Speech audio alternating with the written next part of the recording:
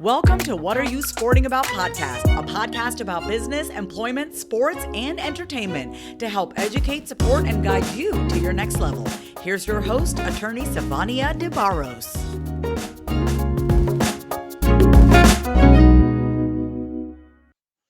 Hi, this is Savania DeBarros, protector of athletes, and I have the amazing Coach Stuart Hart with us today. Good morning, Coach. Good morning. How are you doing? I'm doing great. So tell us a little bit about who you are. All right. Stuart Hart, strength and conditioning coach here at the University of Nebraska. Women's basketball, been here for 3 years, going into my fourth season, God willing. Been in the strength and conditioning game at the NCAA level for 13 years. Did D2, high school, mid-major D1, and now I'm at a Power 5. That's amazing. That's absolutely amazing. So you've been coaching for a good while now, and I know that you've probably seen your athletes transition in different phases, coming in as a freshman, then being there as a current player, and then transitioning on to possibly professional league or just going to the corporate world. So tell us, or share with us a little bit about what you've done to implement certain training tactics or mentorship with your athletes so that they can become the best person outside of the athlete realm that they can be. Yeah, the best way to answer that question, honestly, is if I just share how I got into the business, and then I could kind of give you some background in regards to how, my life has changed and how coaching has affected my life overall. Absolutely. I'm originally from Toronto, Canada, and got a Division II scholarship at the St. Leo College at the time. So I moved down to the States from Canada. My parents moved with me. Had a subpar college experience. Definitely enjoyed my high school experience a lot better than college. Mm-hmm. Got into the professional world, dabbled in sales, was in the mortgage and real estate business for about close to 7 years, I guess. Partnership with my brother. So we used to buy homes, rehab, flip houses, and then I ended up transitioning into the mortgage business. So I started working for a mortgage company, worked for about 1.5 years to 2 years with a mortgage company, and then ended up opening my own mortgage business, which helped both my brother and I on the real estate side as well. Mm-hmm. And then obviously the crash of 2008, and that caused me to have to pivot, if you will, into a different career. So I kind of saw the writing on the wall and started getting into personal training, was always into fitness, even obviously as an athlete. And then after getting out of college, you always stayed fit. And I always seemed to have the people in my neighborhood wanting to come work out with me. So I ended up getting into personal training. My brother at the time, he had also pivoted into MMA and doing mixed martial arts and interesting. Boxing. So I was training him, training other people in his fight camp, training people who were sponsoring the athletes, i.e. lawyers and doctors, lawyers and doctors' wives. So a lot of, general population. And then I got an opportunity to train the then coach of my alma mater on the women's side, Coach Oles, and helped her basically lose a bunch of weight over the summer. And then she had basically told me, have you ever thought about training college athletes? Which at the time I didn't even know was a career choice. I was strictly focused on just the personal training and gen pop side of the business. Right. After doing some research, and looking at the dollar signs behind some of the coaches that are in the strength and conditioning world, that this would be a good career for me to get into. So I got an opportunity to kind of go back to my alma mater, start the strength and conditioning program, and kind of just going back to your original question. When I got into the business, I thought it was just going to be, sets, reps, how much weight. And I never did I realize the impact the athletes would have had on my life and the relationship that I would have fostered with the athletes over the course of a now 13-year career. So it's been cool to, know that you were an influence in their life at one point in time, an influence that they valued, and the relationships have stayed through time, to the point where you get text messages on Father's Day. I don't have children. And see, but you are a father figure. Yep. See, that's amazing. I mean, that's a benefit to the job that you didn't know came with the job. Didn't know I came with the job. So it's been off. And then again, I got my start on the women's side. So as an assistant coach. I was doing volunteer assistant at the same time as doing strength and conditioning. So I got the opportunity to, again, work with the basketball athletes, not just in the weight room, but also on the court, traveling, going to games, going out there recruiting, building relationships with families. So I've had a pretty wide experience just from the standpoint of not only just in the weight room, but understanding the coaching side of it and the X's and O's and the recruiting and even from an administration standpoint, how they view, the field and the career and the choices they have to make. Right. That's a beautiful story of how you even started and now where you are and how you've impacted so many athletes through the years. But you talked a little bit about having to pivot even at the time of the market crash, because I remember when all that was going down, people were just losing their houses like crazy. And people who worked in the real estate industry, I mean, it was hard. Yeah. To sell homes at the time. You find the hardest hit states were obviously, warmer weather states of Florida, California, Arizona. I was in Florida at the time. Market was great when it was hot, but then when it crashed, it was, everything came crumbling down. So I've always, my parents are West Indian, so I grew up with a pretty, strict household, and, you make the most of what you got. So, it was buckle up your boots, pull up your boots and strap them up and try to figure out what the next you figure it out.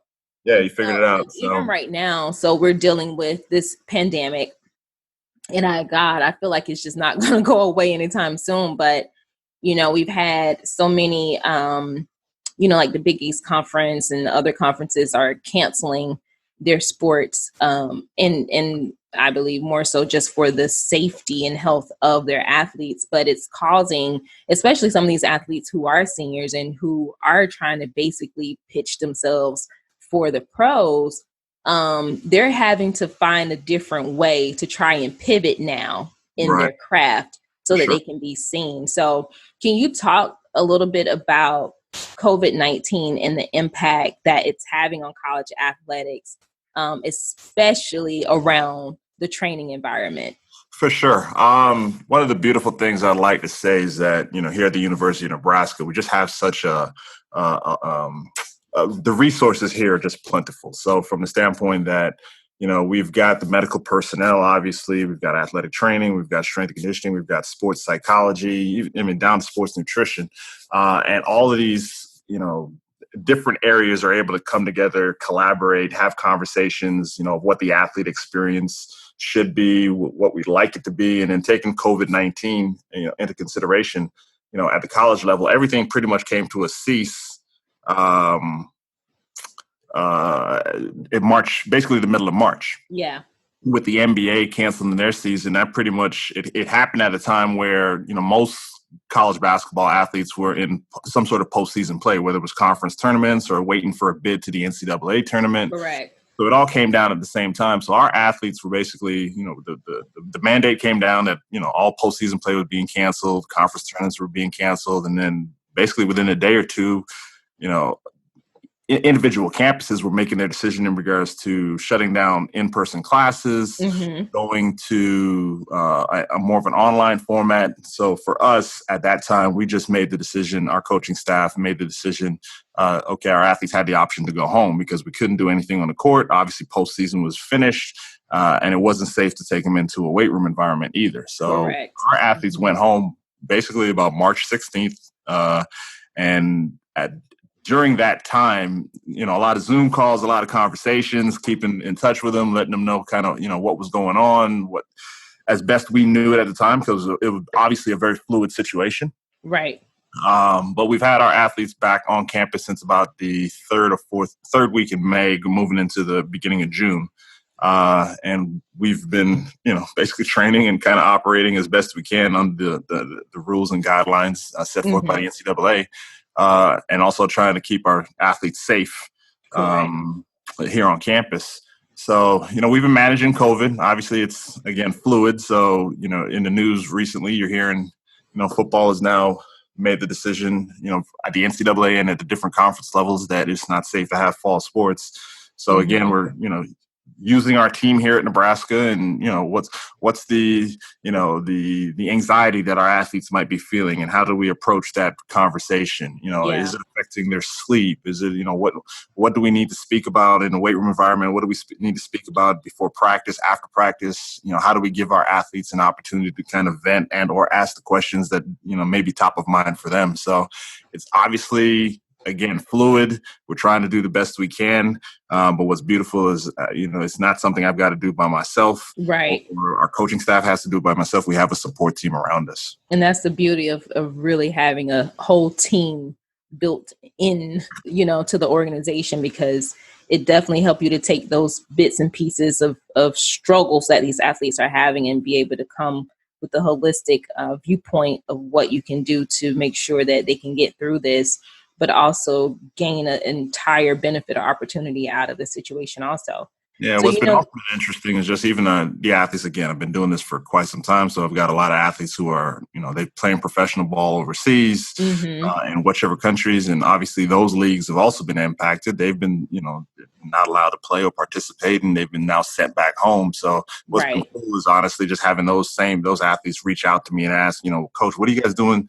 Where you're at? Like, what are you guys doing to keep your athletes engaged? And what can I be doing at home? If I don't have access, depending on what state I'm from, I don't have access to a weight room. What kind of workouts can I do at home? So again, what's been cool is just, again, that constant communication, even with your current athletes, your past athletes, and then being able to give them, real time. Hey, here's what we're doing now. Here's the programs that we're putting in place. Here are the conversations we're having with our athletes, and being able to share that with them as well. Right. And so you're currently at a college, D1, in Nebraska, and there's a lot of conversation that's been happening since 2019 about name, image, likeness. For sure. And so it's a great conversation. I love it because I feel like athletes should have been able to own their own name, image, and likeness and be able to profit from that for years now. We know a lot of things have been happening under the table prior to anyway. So why not just make it legit? Because a lot of these athletes who are getting D1 scholarships are, in my opinion, mostly from Black and brown communities. And from what I've seen, some of the punishments that have happened where some of these athletes have gotten caught taking, gifts or bribes or whatever on the table, they have also been Black and brown. So what opportunities can or are out there, especially for Black and brown athletes who maybe they're finding themselves in a situation now, they're missing an entire season. Maybe they don't have the time to actually redshirt to be able to come back for another season. How can they leverage right now their name, image, and likeness, or what can they do, or what opportunities are available for these athletes post-college?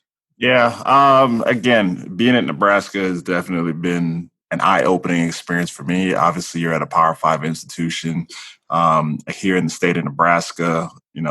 The University of Nebraska in all sports is pretty much the main show. The support, the fan base is just crazy. One of the craziest I've ever seen in the country. And for all sports, not just basketball, not just football, our volleyball games, our standing room only day of game. I've never seen that for sports. Our baseball teams, our volleyball teams, soccer teams, they're all very, down to our bowling team is, their sports are attended. But to your point of name, image, likeness, what I'd really like to allude to is the fact that Nebraska is trying to be at the forefront of that. We've actually partnered with a company, and forgive me, I don't know the name of it. But we've partnered with a company that is, going through, and again, if I speak out of turn here, it's more out of my area.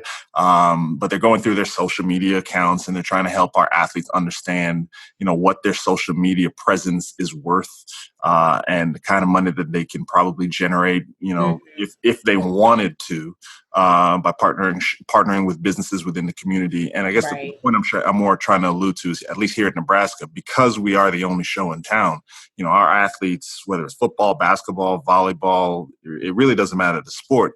If they maintain a proper, or positive social media profile, Obviously, if they're successful on the court, it could stand to mean dollars for them while they're in college.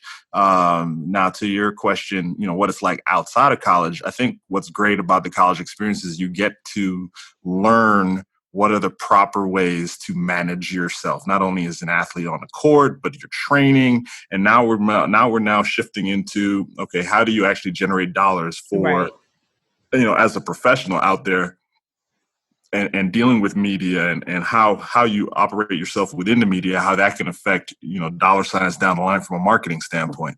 And, again, with Nebraska, I just feel like we're doing an excellent job. Yeah. One of the best jobs in the country that I've seen, because, again, I speak and I network with, other strength coaches and other coaches from both basketball and football. And, I don't necessarily hear them talking about, presenting those same types of opportunities for their athletes. And again, it's new, the NCAA, it's really new. Yeah. Is now pivoting and allowing these opportunities for our athletes. It wasn't my experience as a college athlete.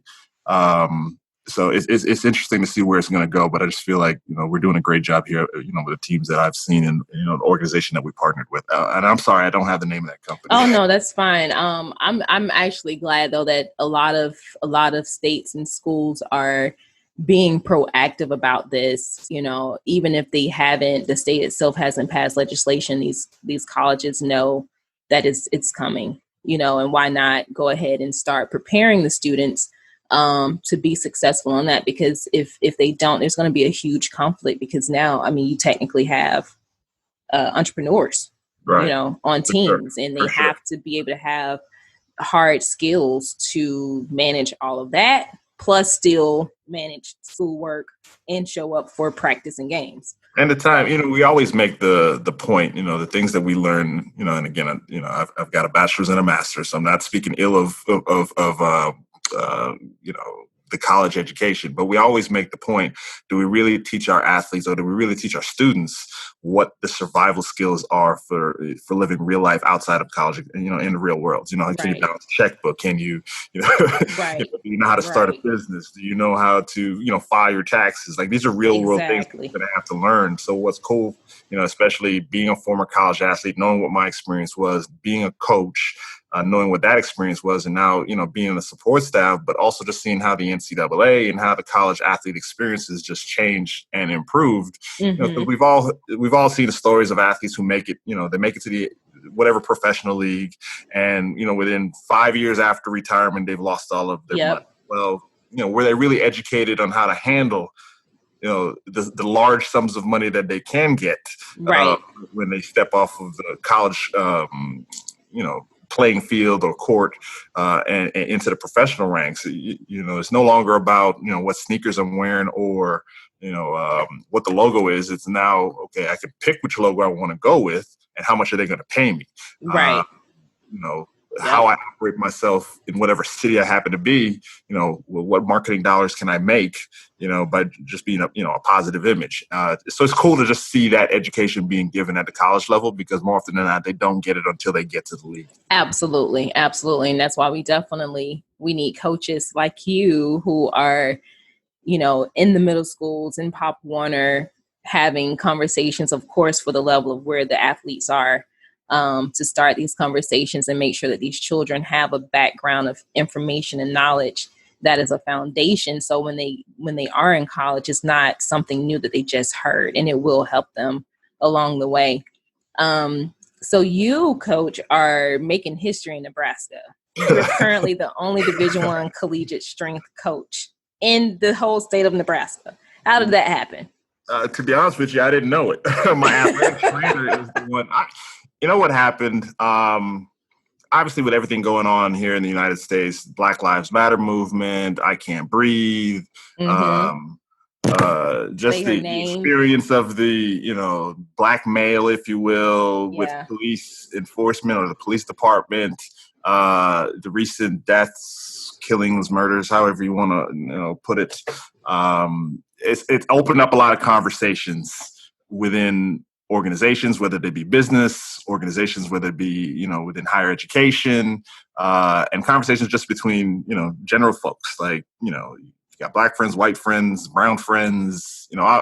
It's on the media. You don't have a choice. You got to deal with it. Mm-hmm. So you're having conversations. And then in those conversations here, my athletic trainer had done some research, and obviously we're in Nebraska, the Nebraska university system. Obviously there's some D2s and some lower level schools, but the University of Nebraska is the show.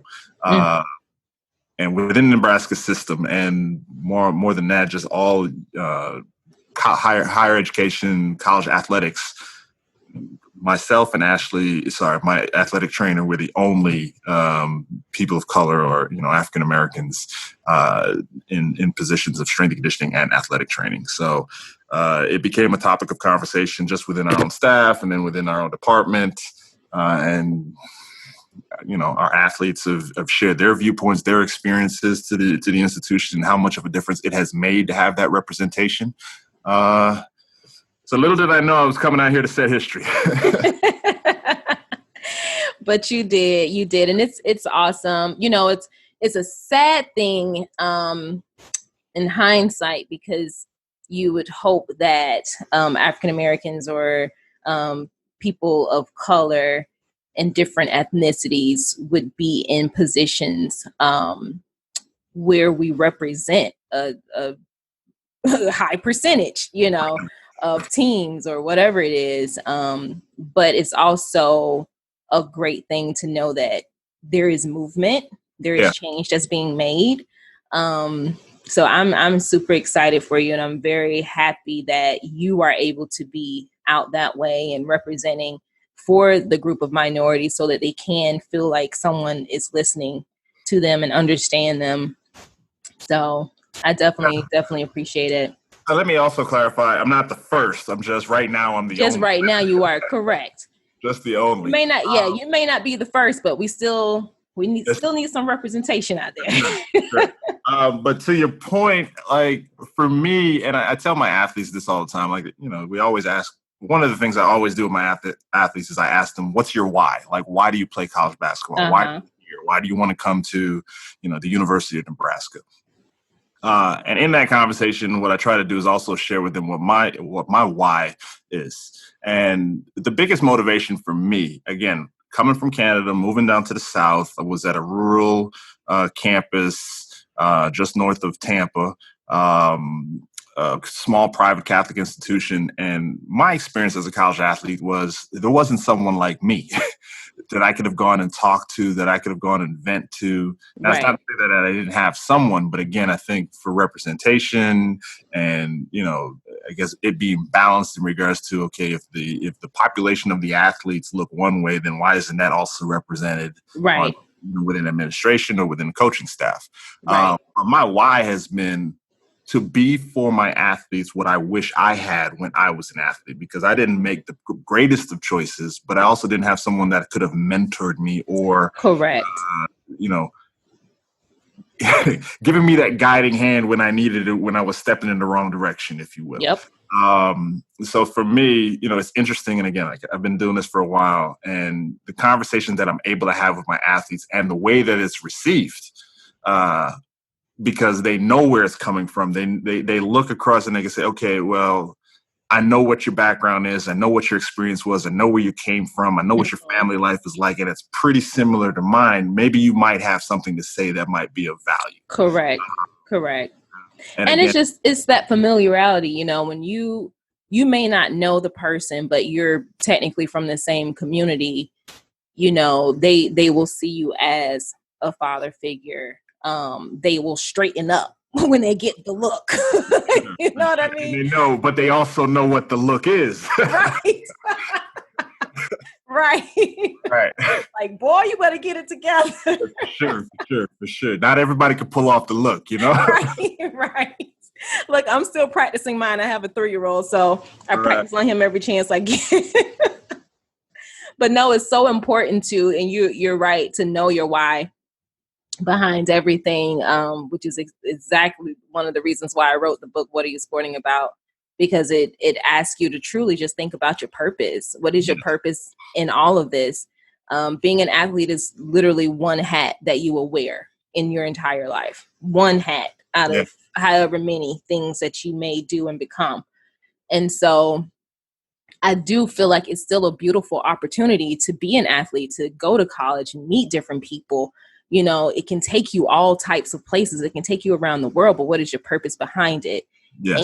And athletics should be something that help to propel you, if not into your purpose, but to help you definitely work through that purpose for whatever reason you have in this life. So One of the things I think, and again, most athletes, if they ever think of, okay, I played it, all my life, elementary school, middle school, high school, I got the opportunity to go to play college. And then after they get done in college, the first thing they think about is, well, I want to go play pro. Now, when you're younger and you don't really know, how talented you are, how talented you could be, it's all dreams, right? Right.